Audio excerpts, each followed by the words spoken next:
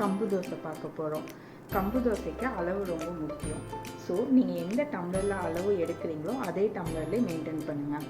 First ஒரு tumbler நான் கம்பு எடுத்திருக்கேன். ஒரு டம்ளர் கம்புக்கு ஒரு டம்ளர் இட்லி அரிசி, அரை டம்ளர் அவல், ஒரு டம்ளர் நம்ம காஃபி குடிக்கிற ஒரு டம்ளருக்கு ஒரு டேபிள் ஸ்பூன் உளுந்து. இது டம்ளர்லேயே அளவு வேணும்னா 1/4 டம்ளருக்கும் கம்மியாக 1/4 டம்ளர்லேயும் பாதி உளுந்து எடுக்கணும். அப்புறம் ஒரு ஸ்பூன் வெந்தயம். இப்போ இது எல்லாத்தையும் சேர்த்து நம்ம 4 ஹவர்ஸ் ஊற வைக்க போகிறோம். நல்லா வாஷ் பண்ணிவிட்டு 4 ஹவர்ஸ் ஊற வச்சிடலாம்.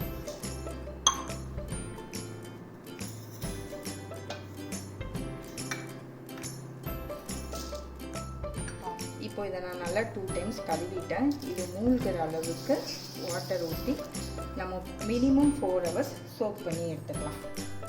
இது இப்போ ஊறி நல்லா ரெடியாக இருக்குது. இதில் அரை ஸ்பூன் உப்பு சேர்த்துட்டு தோசை மாவு பதத்துக்கு அரைச்சிக்கலாம். இப்போ அரைச்சாச்சு. இதோட பதம் பாருங்கள், தோசை மாவு பதத்தில் இருக்கும். ரொம்ப நைஸாக அரைக்க வேணாம், கொஞ்சம் குறப்பாக ரவை பதத்தில் இருந்தால் ஓகே.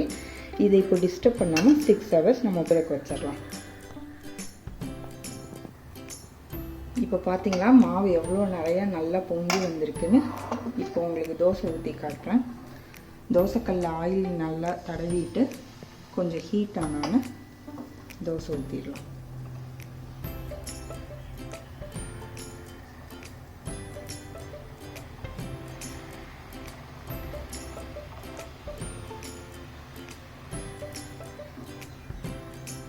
சுற்றி எண்ணெய் விட்டுக்கலாம்.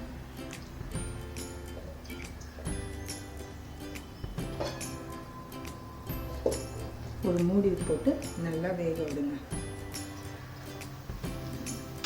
இப்போ தோசையை திருப்பிடலாம்.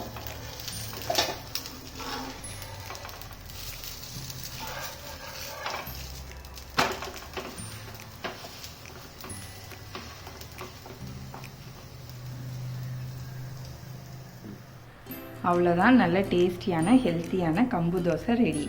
இதை நீங்களும் ட்ரை பண்ணி பார்த்துட்டு எப்படி வந்துச்சுன்னு கமெண்ட்ஸில் சொல்லுங்கள். இந்த மாதிரி ரெசிபிஸ் பார்க்க தீஸ் கிச்சனை சப்ஸ்கிரைப் பண்ணுங்கள்.